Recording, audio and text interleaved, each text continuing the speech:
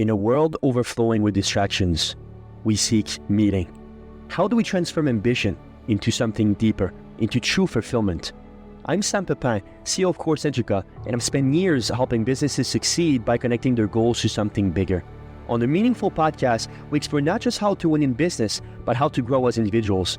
Through conversation with thought leaders, innovators, and everyday heroes, we uncover the stories that drive us towards something greater.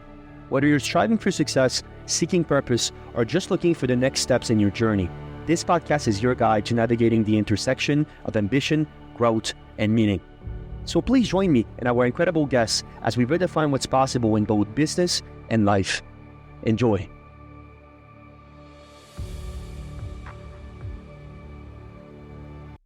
Welcome to the Meaningful Podcast. I'm your host, Sam Pepin. Today we're diving into mastering financial literacy, reshaping money mindsets, and building lasting financial freedom. Our guest today is Bill Haase, founder of Money Mindset Media and a passionate advocate for financial education.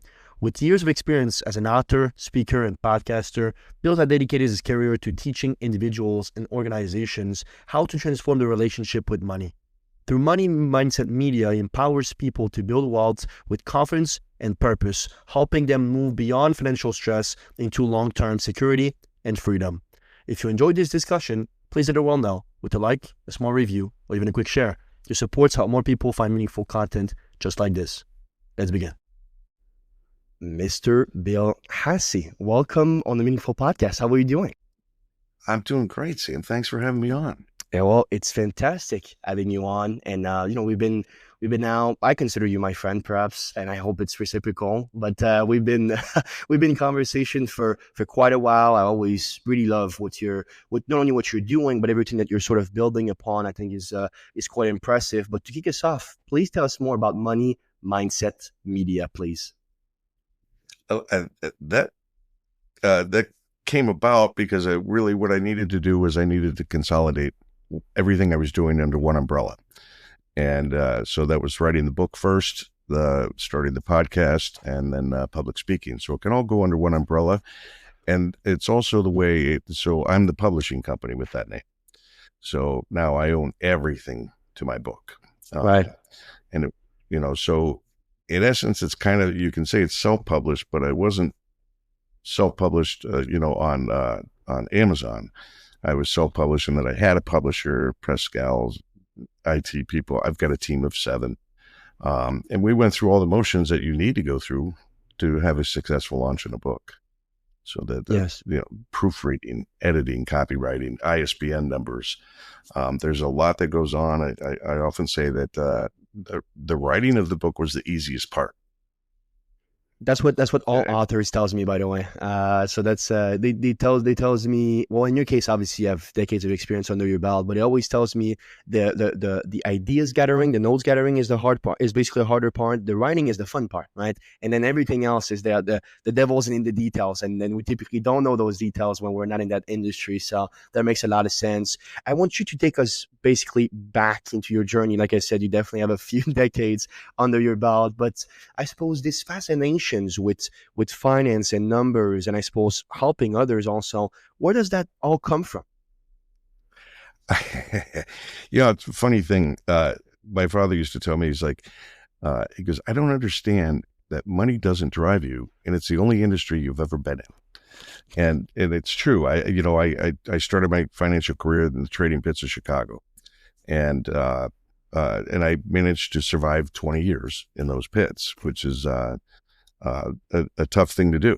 But I spent the last 16 years in the world's largest trading pit, and it was the excitement of, you either love it or you hate it, and you learn very quickly. And I fell in love with it, and just enjoyed it. It constantly doing calculations, or even calculating deltas and gammas and things of that nature. Just boom, boom, boom off the top of your head, because you do it every day. Yes. It's not something you learn. There's a lot to learn. It takes years in a trading pit to even begin to understand all that's going on. So it was very complicated. And then when I was the first one chosen in the U.S. to do side-by-side pit and electronic trading for the first time in the history of the U.S. And that was crazy because I had 27 people in one year. I had the biggest trade in the trading pit, in the world's largest trading pit in this year, 6 phones in front of me, and people all around me screaming and hollering at me, looking for markets and things while I'm executing on a computer and buying and selling in the pit. Wow. It was a wild, wild, wild, wild day. Well, I'm sure it was. I'm sure it was. In the finance, let's come back to what your dad told you, because I think that's such interesting observations. I suppose, what do you mean by money don't drives you? And if money isn't what drives you, explain to our audience a little bit more about what it is that drives you. Money doesn't drive me in that, you can, I give 100% in anything I do. If you want more out of me and you're saying I'm willing to pay you more, it doesn't do me any good because I'm giving you everything I have. This happened when I was working at Bank of America. After the trading pit days, I went into underwriting and processing of loans and such, and didn't like the corporate world. I'm not a corporate kind of guy, and I don't fit in well because I speak up, and most people think you should just be more quiet in that corporate world. But oftentimes they would say, we're going to give you a new title. And I'd go, okay, and you're going to be the first one to get it. And I said, what does it require? It says 20% more work. I said, already giving you everything I got. So I was top 5% producer in the country for them. And it's like, how much more can how much more blood can you get out of me? And then they came back a third time and said, all right, now we're going to do another level. We want you to be the first one at that level. And I finally said, well, what's it pay? And they looked at me like, well, you get this title. And I go, okay, but what's it pay? Because again, how much more do you want out of me? Oh, another 20%. So it was Friday, and I said, I'll tell you what, why don't you go to the powers that be? I'll go home and think about this. And on Monday, we'll get together and we'll figure out what we're going to do. And came back Monday. They said, I'll give you 5%. I said, fine, I'll take the title. So I got a 5% raise just because I asked. Now, the funny part was people in the office would come by my desk after that and say, hey, I'm level 3 like you now. I said, well, you're welcome. And they'd go like, what do you mean you're welcome? I said, you're welcome because you got that 5% raise. And they're like, what are you talking about?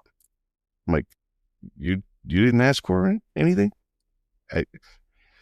Excuse me. That's why I don't fit into the corporate world, because I know they hand out titles like candy to kids, but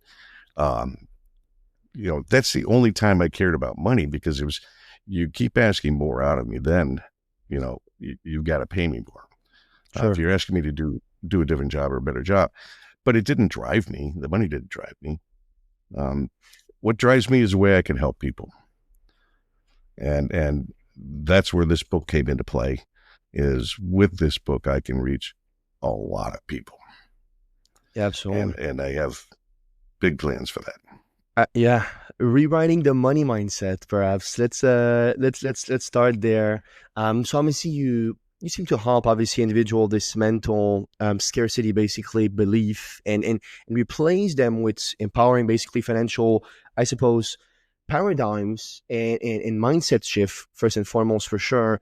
And to you, from my perspective, and I know you for a little while, it's always for long-term wealth building, right? So we're not talking about any of these get rich keep schemes and perhaps all these kerfuffles concerning that, hey, just put your money there and your 100 exits. That's not what we're talking about here. So when you're thinking about this though, what do you think are the most common internal narrative that people carry around money, and how do you guide them perhaps to change those stories and perhaps get empowered by those stories? Well, everybody has their own morals, values, and beliefs, right? And even about money. But the interesting part is we have two problems in society with money. Number one, we're not supposed to talk about it. And number two, we don't like talking about what we don't know about anyway, which is a tough combination. Now, when I was a financial advisor for 8 or 9 years, one thing I learned about spouses, and I used to say this in front of groups, I said I learned that spouses rarely ever talk about two things, money and sex. I would say, I'm here to help you with one of those, to try and lighten up the mood in the room, but it's true. So if they're not talking to each other about it, they're not teaching their kids about it, and this just perpetuates from generation to generation. We hear our parents saying, well, I sacrificed everything to give you the best schooling and the best education so you could live a better life. And what do? You do the same thing for your kids. And again, perpetuates. And why? Because it's interesting to me that we never take the time to learn about money. Yeah. How it affects us. Well, in the one thing that was fascinating is you had this great quote, which was it's not how much money you make, it's how much you believe that you deserve, and that's a very big one, because I let me just be straight to the point. I've met people that make millions and they're still broke, and I met people that make 55 grand and they're much more wealthier, because like Buffett said, it's not only the money you make, it's how much you keep. If you spend 1.2 millions, even if you make $1 million, you're still 200,000 in the red. So that's the other thing. But let's stick to the quote, because I really think it's a phenomenal one, and perhaps I'm sure you heard it basically before and you sort of just say it again, but I just think it's a great one either way. For you, when you think about it intrinsically, we typically we call it imposter syndromes, or perhaps any perhaps derived version of such a term. Do you think that comes from biology? Do you think that comes from culture, from the societal pressure? Where do you think it comes from, this belief that I don't deserve such money? I think every culture is similar when it comes to this scenario and this situation, and that's based on some very real experiences I've had with virtual conferences I've done around the world. But the thing about money is here in America, we have 70 to 80% of our people living paycheck to paycheck. Yes. And we're trained to do that from a very early age. And the marketing and the positioning of products in stores, it's all kinds of things, TV commercials, all that stuff. Even movies and everything. So, we're preconditioned to spend our money. And the reality is rich people buy time, poor people buy stuff. Yes. I live in a neighborhood with 3-car garages. Do you know how many cars can't get parked in garages because they have so much stuff in their garage they can't fit a car in it? I'm like, are you kidding me? Yeah. But you talk about people who, even make $1 million and they're still underwater or broke. Money controls us at any and all levels. Doesn't matter whether you're making minimum wage or you're making millions of dollars. Money controls us. And it's to the point where I was out in Long Island speaking to a group, $100 million business owners and up. I asked one gentleman who was in his early 70s, I said, why haven't you retired? And he said, because I haven't made enough money to live the way I want to live. And I'm sitting here going, well, how long do you think you're going to live? I mean, you're 72. You don't look in great shape, and how much do you really need? So, even the people that make just stupid money, it still controls them. It does. I think that the full quote that you said, I think it's poor people buy stuff, basically middle average people, let's call it, basically buy status, and rich people buys time. I think that's what it is, and I think it's a great one, again, because you're right. You're certainly right. I remember conversation. Just a side point, perhaps. I remember conversations. I'm in Scottsdale, and there was my first big engagements when I was 18 years old. And there's this great guy from Denver, billionaire, which was the show, and I'm sure will recognize himself. And I asked him, hey, how did you get there? He said, oh, I just took my plane. I said, oh, okay, great. So he took his plane, and I asked why, and he said, well, because I win all this time and so on. So it was great. And then afterwards, we talked about everyday stuff. I was just talking to him about the fact that I'm looking forward to purchasing my first house, which I did, and so on. And he said, oh, that's fantastic. By the way, Sam, one of my tricks is every single time toilet paper or perhaps anything or perhaps basically the toothpaste, anything that I know I will need for a long time, as soon as they get basically on sale, I buy them in bulk. So I'm good for the whole year or 2 years or 3 years. I said, why? And he said, well, I last time I checked, I save, I think it was something like $200. But the guy just took his plane, which cost him, let's say, 10 grand with the fuels and the people in it and so on. But still is looking forward to saving $300 on his toilet paper. It's incredible. And it is. It is. tell me about that. How do you read that? That's mindsets. So that's that person's mindset. I used to, when my father was retired, he moved to Florida to live in the golf course, the corporate executive guy's dream. And I would go down there and play golf with him. And the interesting part was if we played during the week with his friends down there, they would take off after the round immediately. Okay. And I finally asked him, I said, why do you guys take off so fast? Why don't we have lunch or a beer or something afterwards? And they said, they were going home to check the market. And these were all very well-to-do people. And I'm sitting here going, you still have fear about your money and the market and where it's at. And so you go home and you race to your computer to see where the market's at for the day. And it has no effect on the way you're going to live your life. And can't he just can you just take the market on his phone? Well, this was several years ago, and we're talking about older retired people, so it wasn't Got it. I don't know, the technology had caught up with them yet, but me, Sam, I'm technically challenged. I like to say that. I used to say illiterate, but now I say challenged. Well, you're getting there though. That's progressions. I respect it. I respect it. Yeah. One of the things talking about progressions, one of the things you talk about as a sort of essential theme is financial literacy as a superpower, right? You want it to be as common as reading and writing, which is more and more common in the world, and that's a fantastic thing. I suppose, it reminds me of Benjamin Franklin, which again, Buffett quotes a lot, which is an investment in knowledge pays the best dividends, perhaps. For you specifically, especially in the modern age, why do you believe that financial literacy remains overlooked in mainstream educations? And perhaps how can we fix that, knowing all the taboos, all the stigmatizations around money, and the fact that we don't want to talk about it because we're sort of half afraid, half... It's very strange, the emotion we have. But tell me more about that. Well, so interesting thing about that. Yeah, we'll go back to we don't talk about things we don't know about. Sure. Right. And so because we don't want to look unintelligent would be the best way to put that. The people, for some reason, so when I started going on the speaking circuit, I was a financial literacy kind of guy. And everybody loved the idea of what I had to talk about, but nobody would book me because it was finance. And so the people who are booking me don't know anything about it. So they don't know how it's going to go over with their audience. And so it wasn't working. And I caught on pretty quickly.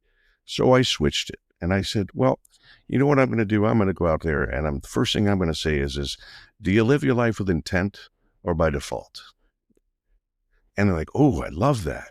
I said, yeah, because I know 90% of people in this country or even the world live financially by default. It's a backdoor way into that conversation. And things change afterwards. I started getting more speaking engagements and whatnot, but I don't do too many just yet. But we're working on different paths in that arena. Find ourselves in situations where we're in the middle of basically not knowing something, and we're sort of exchanging with somebody, and we might see that basically maybe their knowledge is far beyond ours, and we're sort of afraid of continuing basically conversing because, like you said, we're afraid of what basically we don't know. And I think that's biology for sure, but it's, to me, one thing that is very interesting, and I think that you're one of the only the person that talk about it in finance, is money and emotional intelligence. So you're basically talking about the fact that emotional wounds often shapes financial decisions, and you sort of explore the psychology behind money, which is a great book by Margaret Husell, a fantastic book actually, behind money behavior. Now, what do you think are the main emotions towards money? Let's start there. Is there any emotion that comes to mind when you think of most people living by default, perhaps, towards it? Well, I think there's a misbelief that many people believe that the more money you have, the happier you'll be. It's just not true. The more money you have, the more of the person you are, you will be. So if you are a happy person, you will be happier. But if you're not a nice person, you're just going to get meaner. And we've probably all engaged in that and seen that to some extent in our circles. You know, the thing about money is we use it for perception and status. So we spend money because we buy expensive clothes, expensive jewelry, cars, the homes we buy, the neighborhoods we live in, and so on, because we're trying to impress others around us that we're smarter and wealthier than we actually are. And I can guarantee you that the amount of money you have has no relationship with any intelligence that you might have. I can tell you that for sure after 20 years in the trading bits. But we don't have the time we don't take the time to get to know each other. So maybe we only have a short period of time that we're in front of each other. So appearance is very, very important. So we'll spend a lot of money on that. I mean, look at the cosmetic and clothing industry. It's huge. It's huge. But do you notice whether a woman's wearing makeup or not? Other women notice it on each other. Depends on how much she has. I think for men, I think it depends on much she has. I think if she's going for the natural look, nobody even notice. But if she's perhaps more on the I love a lot of makeup, then I definitely notice. But I understand what you mean. It's it's definitely a war of perceptions, and I think that's it's a war of perceptions from a physical perspective and from all aspects actually of life. I think if you look at the all realms, basically physical, psychological, and spiritual, there's a lot of perception in all of those certainly. But one thing that is interesting to me is that with money, and there was this big research also talking about the fact that I don't recall who it was, but if you type in basically online, you will definitely find it. But it's basically most typical emotion attached to money. It was this huge survey, and there was shame that was basically a big part of it. Guilt, pride also was mentioned very often, and so perhaps when you have these emotions, which are very low frequency, by the way, those three basically emotions are very low frequencies. Obviously, that will negatively impact the way that people manage their finances because, like you said, they're not living with intent. They're living with this default mindset of what does he thinks, or my neighbor has a boat, I don't have a boat, I must be a failure. No, that's that's just not a. He's got a bigger boat, Yeah, and that's true. It's very true. And you know what the really sad part about that mindset is how much life has to offer out there that we miss out on.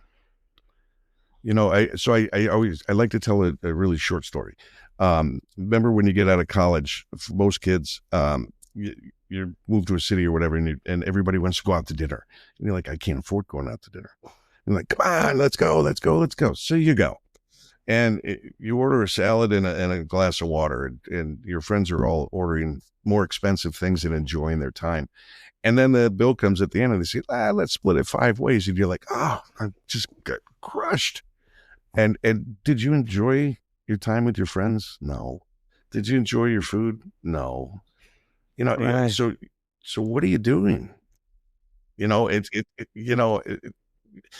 My idea is when I was on a podcast and I brought this up, I said, money's easy to control. So I don't understand why we don't do that. And the person interviewing me said, what do you mean money's easy to control? And I said, it is. I said, and once you do understand your relationship with money and gain that control, you're going to really life. Yeah, no, exactly. And I think that perhaps I was there was an episode of Rogan, and it was talking about the fact that people about their money relationship, and he said, you know what? Once I can go to the restaurants, order anything I'd like, and don't worry about it, then you made it. Everything else is futile. And I wouldn't go that far, but I understand what he meant because I think you're definitely right. We see it actually. Your frequency goes down when because again you're afraid of not being enough. You're afraid of perhaps not being again well seen in your circle because they all have a steak and you're eating a salad on the side. So there's very much these perceptions of two things. The first thing is I don't fit within the group, right? We're tribal basically species. We're still an animal, even though we don't think so and we fly on planes. We're still an animal. That's the first thing. The second thing also is, like you said, and I think it's the first time somebody tells me this, but I think it's very interesting. How much of life do you miss because of your internal narrative with money? I think that's huge. I think that's huge. How do we fix that? Perhaps let's just go to solution for a little bit here. We have a great book for it. Let's that could be a great place to start. But how do we fix that from a society perspective? Do you have any paths to such thing? Sure. What we really need to learn is what triggers us to spend our money. And so it's funny because everybody understands budgets. Everybody knows what a budget is. Nobody wants to do a budget. Very few. I talk in general terms. There are always folks that are adamant about it, but if the reason why folks don't like budgets are because you know what your fixed costs are, your mortgages and your car payments and stuff. You know your variable costs, which are your utilities and credit cards, let's say. What you don't know about is what the money that's left over. That's for incidental costs. That's where we're in trouble. That's where we really get in trouble because we don't want to know we spend $150 a month at Starbucks. We don't want to know where we waste our money.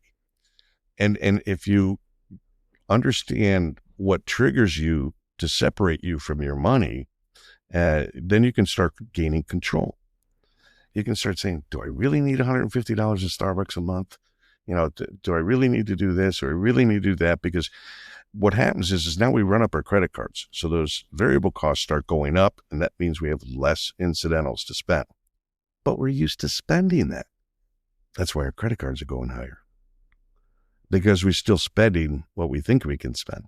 And and that's where a lot of people get in trouble with credit card. And of course, to this day, we have the highest credit card debt in the history of the country, in the history of credit cards right now. We do. And the problem as well, which I think so few people talk about and think about, is that those credit cards bills that you ranked off, though that's 26, 28, depending on the credit card you have, percent interest every single time you don't do a full payments. And then what they will tell, and this is always mind blowing, by the way, Bill, and I really want your take on it, but we talk about investing a lot, which is fantastic, and you should invest without the shadow of a doubt if you have the means to do so. Now, don't do the typical mistake though. Don't invest before you basically clear out those debts, which those debts are at 28% basically interest rates, which you will never, rarely, if not never, be with the market. Because let's be very honest, if you do 10, 14%, that's actually very good. 28, you'll never get there. And therefore, I think that's another trap that we see very often is with those miscellaneous perhaps money you keep, instead of just paying those debts because now you don't have that money anymore, you sort of play with it elsewhere to just like, oh, well, it's still my money. Oh, it's making some some Well, littles, like my grandmother would say. It's making basically little ones. The dollars make sense and so on. so people say, but I get 5% back or I get 3% cash back. You do know that's your money they're just giving back to you, and they're still making 23, 22%. And that's only if you pay it off in full each month, which they count on the fact that most people don't. And they're winning that. They're winning that game. They're every quarter they've made billions and billions of dollars, and you're sitting there going, wow. And that's out of your pocket. It's again, it's a psychological thing. It's a mindset thing. People want airline points. People want other types of points. You have to understand that all those costs are fixed in and baked in. So you're actually still paying for it. But most people don't realize that and don't understand that when they get the credit cards. I've got a good friend of mine who's a credit genius. He's taught me a lot about it.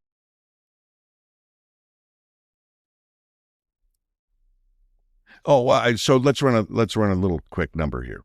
So at least when I was at Bank of America, I probably was doing 30 to 40 people's 401ks for them because they had no idea what to do.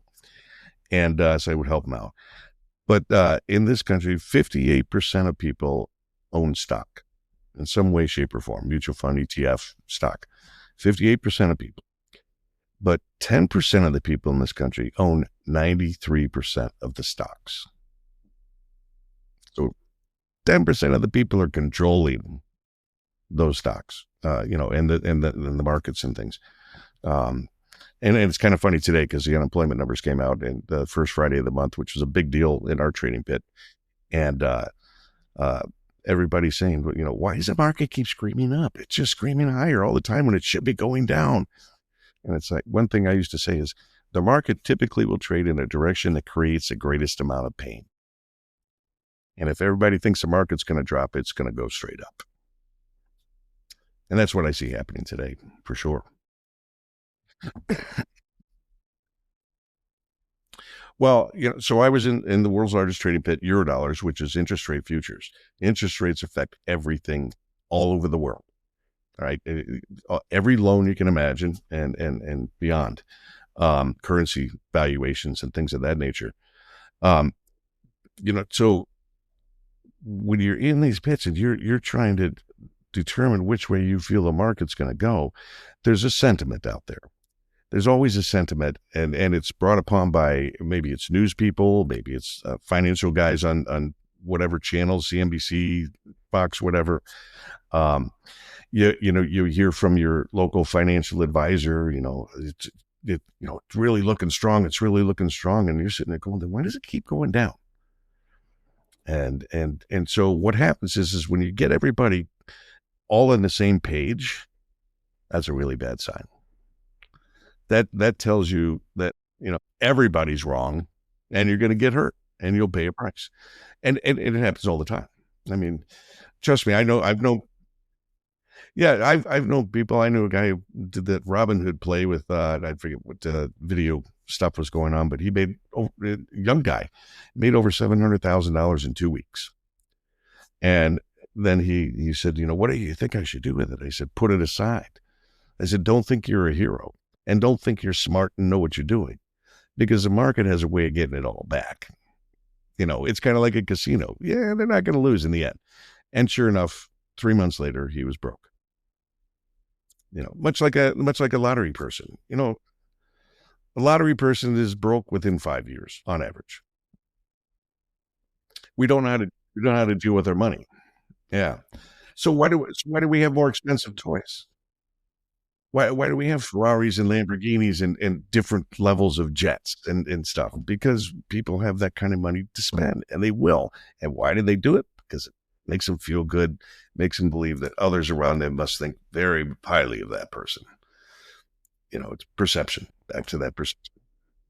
No, sure. And it's interesting because the coming back to the perception war, one thing that is fascinating to me is that, again, when you think about it, and you were just sort of describing, I suppose, the overall landscape and how it shapes and how we can perhaps ease some of those suffering. To me, one thing I always love to talk about is financial freedom for everyday people, right? So everyday earners. We both know millionaires, billionaires. Those are different class, certainly. They treat their money differently, and perhaps you might aspire to get there, and knock on wood, you will, and that's fantastic. But most people won't. So perhaps when you think about, I suppose, in a few steps, right? What are a few steps that a middle class earner can take today to begin building generational wealth? What would be, if you give me sort of a foundational perhaps perspective first, what are the first couple of steps that you can do today, right now, with an average income, and get perhaps towards get a grip on how you one? spend your money on your incidentals. So do a budget, just not because you need the budget, because it teaches you what triggers you to spend your money. And then look at that money and say, okay, instead of buying $150 a month at Starbucks, I put $150 a month away with a financial advisor, and we put it in the market. You'd be amazed at how fast that can add up over time. So, that's one way. And finding a financial advisor isn't easy either, right? Because one of the reasons why I call myself a recovering financial advisor, is because I kept looking at people and putting portfolios together that I felt were pretty strong, and they would shake their heads, yeah, I get it. And I'm sitting there going, no, you don't. I know you don't. And 3 months later, they're calling back saying, well, why are we doing this? What is this expense? Why do I have that insurance policy? I said, because it's building cash. It's your bank. It will be your bank in the future. So there's finding the right advisor is a challenge. In order to find one, you want to find one that comes to you and says, hey, what are you thinking about the future? What are your plans? What are you looking to accomplish? Not the advisor that comes and says, oh, I've got these great products and we'll get you into this mutual fund and that, and you'll You know, they like to say mutual funds, well, because it's lower risk. Well, mutual funds made up of stocks traded in the market every day. So you're still 100% exposed. Trust me, when the market drops 3,000 points, everybody gets hit. Whether you're in a mutual fund, individual stocks, ETFs, it's marketing, in my mind, and I know that'll piss a lot of people off, but it's marketing. Put money away. It is. When you're talking about when you're talking about the 100% exposure, I suppose you seem to be the type of guy that would say, have some bonds in there, have some things that are less exposed, and not just perhaps, like you said, marketing ways of saying that you're less exposed but still 100% exposed, right? Are you? So let me clarify that questions. When you think about balance, right? When you think about perhaps what Buffett says, right, which is diversifications is only for the people that don't know what they're doing, which that triggers a lot of people. That was a pretty good one. And perhaps, obviously, I understand what he mean by that, but that means basically that if you have Buffett understanding of the market, obviously don't diversify. You just use basically all of your pawns to which basically you understand the which stocks will go up. But that being said, for the average person, would you say is best from an ROI perspective? Would you say it's best for them to learn the market themselves, basically study it to a point where they understand it, or outsource such a task to a professional and focus on what they're really good at? What's the play there, perhaps? Stick to what you do best. Most people aren't numbers people. Most people aren't financial people, right? Because we don't learn anything about money, so we don't know anything about it. And there's nothing wrong with going to a professional. You do it to get your car fixed. You have plumbers come in. You have electricians come in. You go to dentists. You go to doctors. What's wrong with going with a financial advisor? And it's because I trust the doctor because he's going to tell me the right things. Yeah, well, good luck with that. Just ask my doctor to replace my hip twice because the first one got recalled because I didn't do my homework. And so that's one of the biggest problems is most people don't do their homework. They develop a belief in something and then they find it on social media and other places that support what their belief is. And it strengthens that belief, even though that belief could be completely false. They say the three hardest things to change in a person's life: morals, values, and beliefs. Beliefs change all the time. They change with age, experience, and knowledge. And knowledge is power. So when you say should they go out and study it? Yes, they should. Will they? Oh, I don't have the time. I'm running all over the place with the kids in soccer and lacrosse, and we're going on vacation. And the funny part is, most people will spend more time planning their next vacation than they will their retirement. It's an old inside joke in the industry, and it's true. And here's the real kicker: ever go on vacation and spend exactly what you planned? Oh, everybody spends more than they planned. And what happens when you go past what you planned to spend, start spending more, and you're like, I'm still 3 days in Europe that I'm paying $4, $6, $8 a night for a hotel room, plus meals and all this stuff. And we're going way over budget. How much fun are you having now? How much? So that's why I try to work with folks, especially underprivileged folks. Take control, learn to enjoy. Once you have control, you can enjoy those kinds of things in life much better. Way more fun, way better memories. Talking about retirements. Talking about retirements, Bill, you talk a lot about rethinking retirements in passive income also, which we're going to get to that certainly. But you encourage, obviously, redefining retirements not as sort of the end, I suppose, of productivity, but the beginning of financial sovereignty, which, by the way, is exactly my belief. This misunderstanding of retiring just meaning that you stop working, I think is completely foolish. And I think it just simply means that if you really want to, you don't have to work another day in your life. If that's your case right now, you are retired in my mind. That's how I would describe it. Now, so basically, the need of working and not the love of working, I think is what keep people perhaps from being retired or not. So I would put it this way. But from your perspective, you said this quote, which I really love, which is passive income isn't a dream, it's discipline, right? It's discipline. So perhaps when you think about the discipline of doing such things, I I recall, I think it was Aristotle, right? Aristotle was talking about the fact that your habits. Excellence perhaps is an act. It's a habit of doing something. It's a discipline of doing something.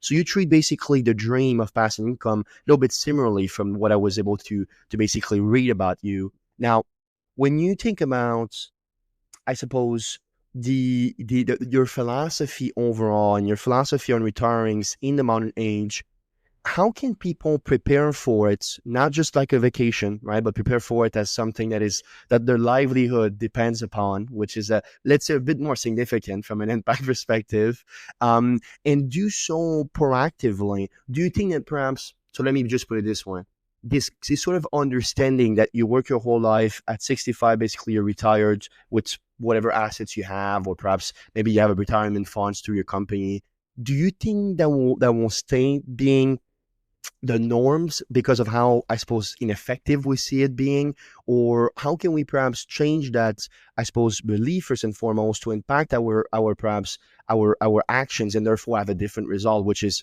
not being broke at 65, let's say. Let's put it this way. Uh, let's go back to the preconditioning. You're preconditioned to retire at 65 and not work and not do anything but enjoy life. Well, life gets boring pretty fast when every day is Saturday.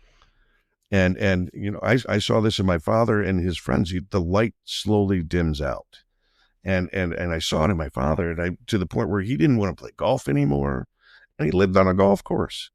That was his dream, and I saw the light go out in him. Um, you do need to prepare. Do need to do something. It could be volunteer work or something. Maybe it's like, for me, I'm never going to retire. Right. I'm going to write more books. I'm going to do more things. I'm going to work with more people. And I love doing it. I wrote in my book, I said, look, if you spend your whole life chasing the almighty dollar, wouldn't it be much better if you could figure out a way to get the almighty dollar to chase you? And that's what I've done. And look, trust me, I'm not this brilliant guy. This was a calling that I had. And this is a culmination of 3 years of trying to serve that calling.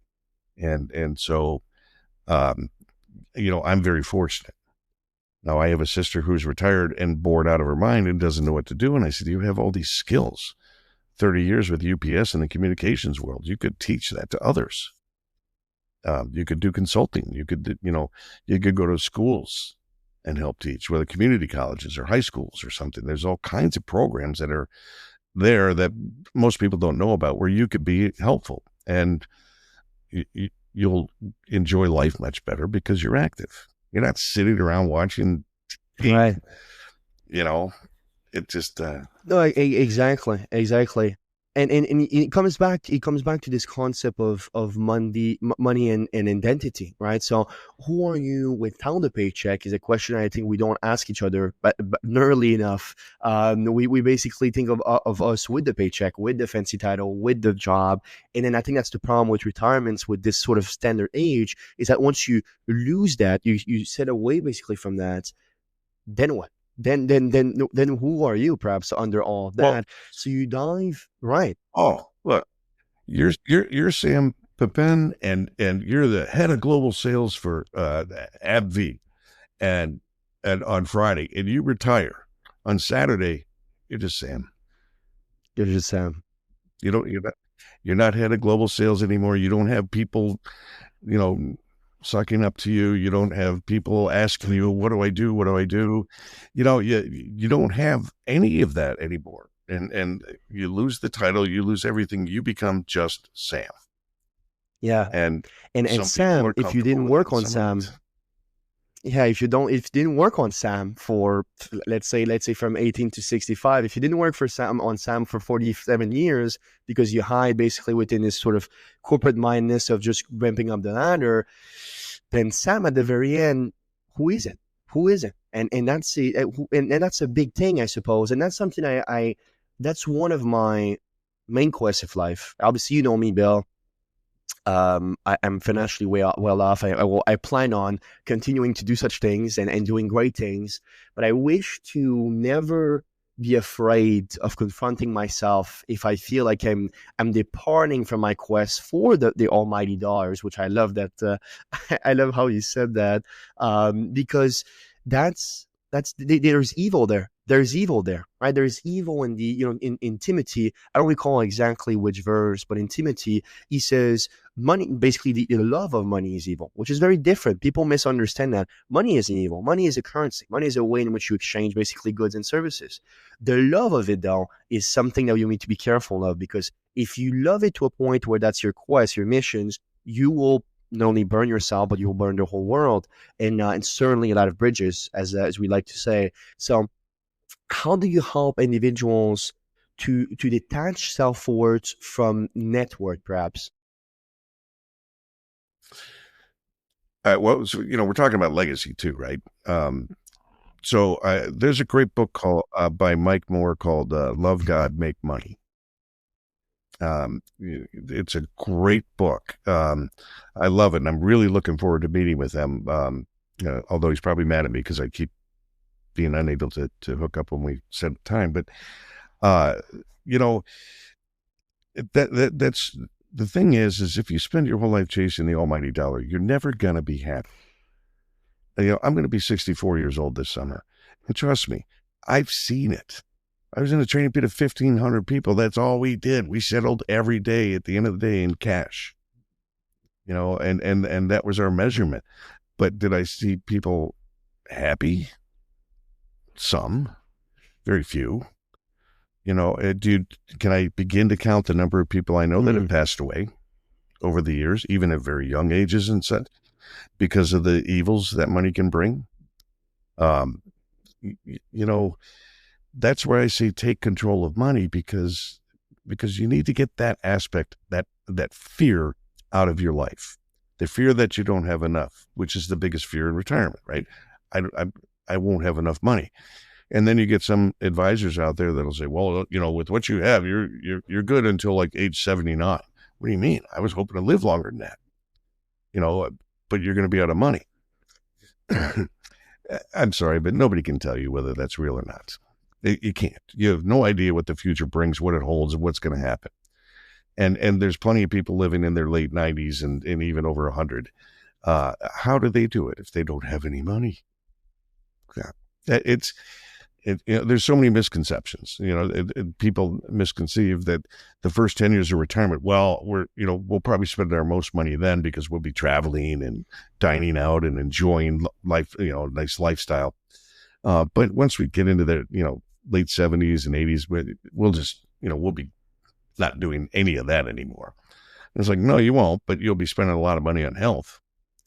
And so it's a falsehood that, if you think you're going to spend most of your money on the front end and just live off on the back end what's left over, trust me that what's left over is going to go faster than the money on the front end went, because health costs a lot more. And there's a lot of setback, like you said, with growing older. I'm seeing it, unfortunately, and with a few of my loved ones. But health is health when your health is in decay, your whole life is spiraling. It's really, we always remind me of, my mother used to tell me, Sam, a healthy basically person have 1,000 dreams, but a sick one only has one. It's to be healthy again, right?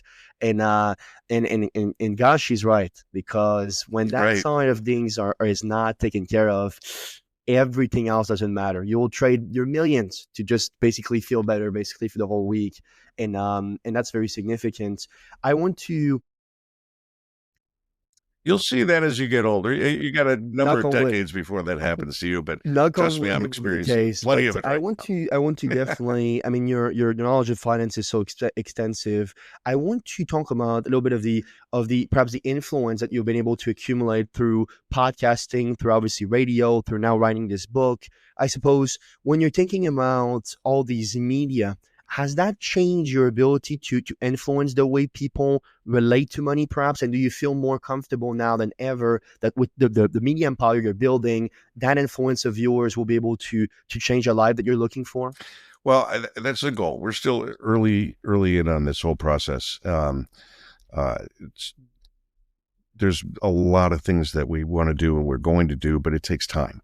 And I'm kind of a one-man band. I do have a team, but each team member has a special aspect to bring to the table.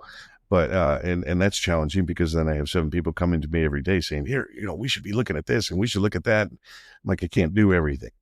But the goal is to reach as many people as possible through the book and through the media outlets, whether it's the podcast or the public speaking, reach as many as we can. It has allowed me to meet people all over the world at all kinds of levels, whether they're underprivileged in South Africa, South America, or Philippines, or they're super wealthy people trying to do good things like in rural Mexico to bring computers to the rural areas and then the internet, and trying to figure out, okay, but you bring the good with the bad. When you get the internet, you got to control that so they use it for good.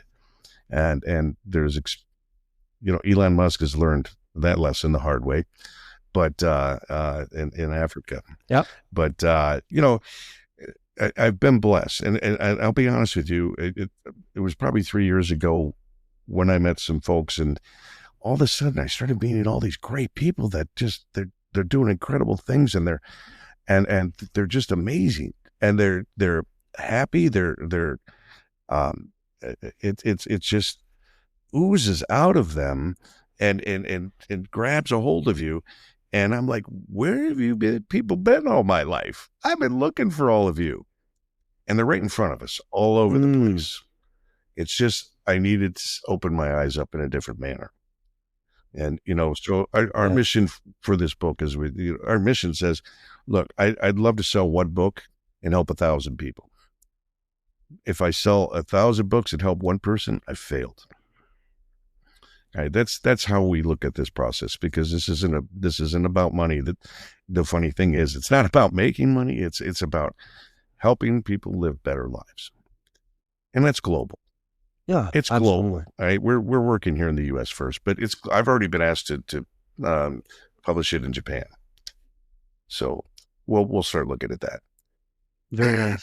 They're like, no, it's great, and obviously, there's a few people that get rich on books, but I mean that's definitely not the main vehicle to do that. Book is legacy. It reminds me of King Solomon, which is one of my favorite people to study. He said every man ought to do 3 things: have a son, plant a tree, write a book. And because those are things that, again, knock on wood, will outlast you, right? Your son should outlast you, and definitely the 3 in the book. That's a no-brainer right there. Well, maybe it can get burned, I suppose. There's still exceptions, but it is quite, especially these days with the digital world, would be very, very, very basically a very minute chance of such things happening. Only 1% of people who actually write a book publish it.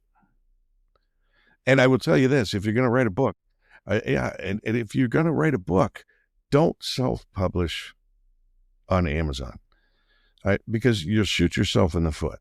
You won't be able to go into libraries, schools, other organizations. I'm going to frame my email I got from the Library of Congress requesting a copy of my book, and because you need to buy ISBN numbers, and you need to do things the right way. To get the the splash that you're looking to get, and to get the attention, so that to me it's steps. My daughter said, why aren't you celebrating that your book got published? I go, it's step 1, or maybe step 2. Step 1, writing it. Step 2, getting it published. And we were blessed. Within 5 days of launch, we had bestseller in 3 categories. That was beyond our expectations, and we're thrilled. And my daughter's like, why aren't you celebrating that? I said, that's just the next step. And that's how I look. That's how I look at it. I love this. I love this. It reminds me of the Kobe interview. Do you recall the Kobe interview? And he's up 2-0 in the final, and the journalist basically he came into the room cold face. I mean, it's Colby, right? Poker face. And the journalist said, "Hey, Colby, you're up 2-0. Ain't you happy? Job's not finished. Is the job finished? Job's not finished." He gets out.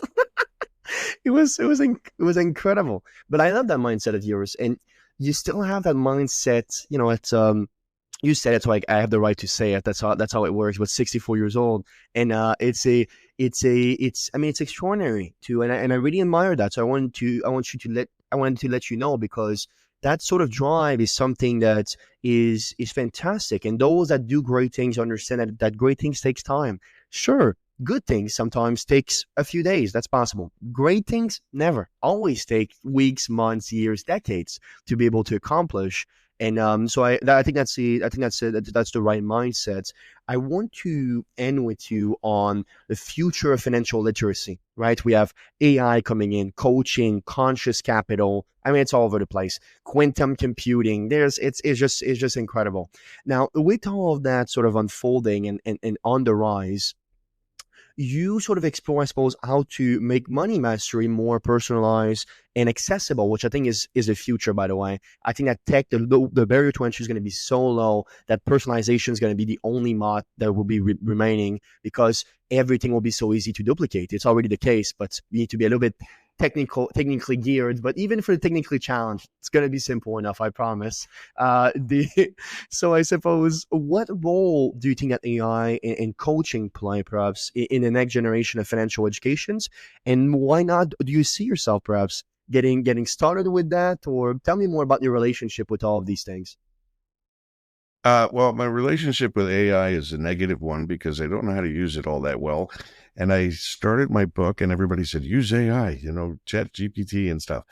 And what I found out was AI does not have a soul. It can't tell a story, And I tried for 3 days. I got zero out of it. Knocked it off my computer and said, just sit down and write the book. Do it your way. And if it works, it works. If it doesn't, people don't grasp to it, then okay. But this is the way I felt it needed to be done. And I'm doing these, again, step by step.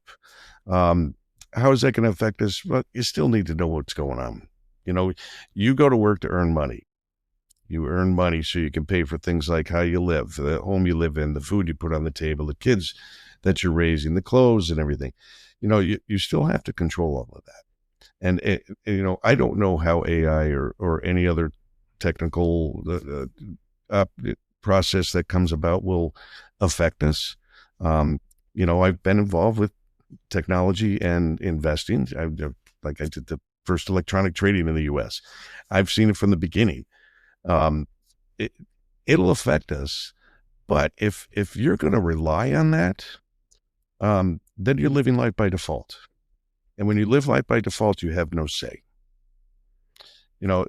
This whole thing came about because a lawyer friend of mine out in New York, we just were chatting one day, and he goes, Bill, I just love the way you live your life with intent.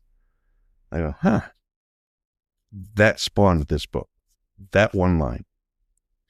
And yeah. And Jeff Schwartz. But, like I say, if you're going to choose to live your life by default in any aspect, then realize the fact that you no longer have any say in that aspect. You must take the good with the bad. And so if you choose to live financially by default, whatever happens to you, you deserve it. And it might be good things. Consequences are both good and bad, but there are always consequences. Wealth consists not in having more and I suppose great possessions, but in having few wants. Epictetus, obviously one of my favorite quotes of all time, deriving from the Buddhist faith. But Bill, it was such an incredible conversation. Thank you so much for joining me on the Meaningful Podcast. And thank you for being so, I suppose, vulnerable, and obviously the way you talk. And again, I come back to the comment your dad makes, because I think he's spot on.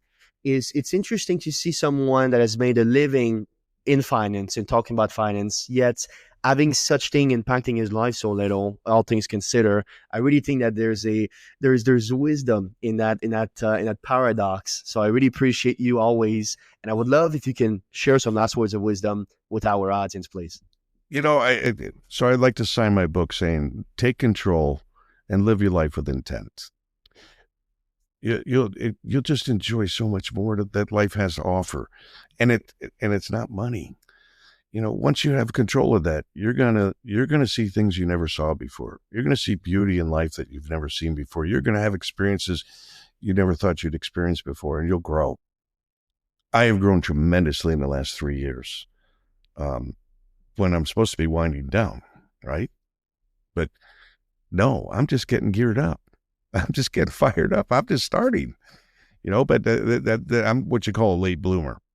So, while I went through life chasing the almighty dollar and trying to live the life that we're all supposed to live, go to college, get out, get a job, make good money, find a good partner, a spouse, get a house, have children, generation after generation we've been doing. You know what? Just go out and live life.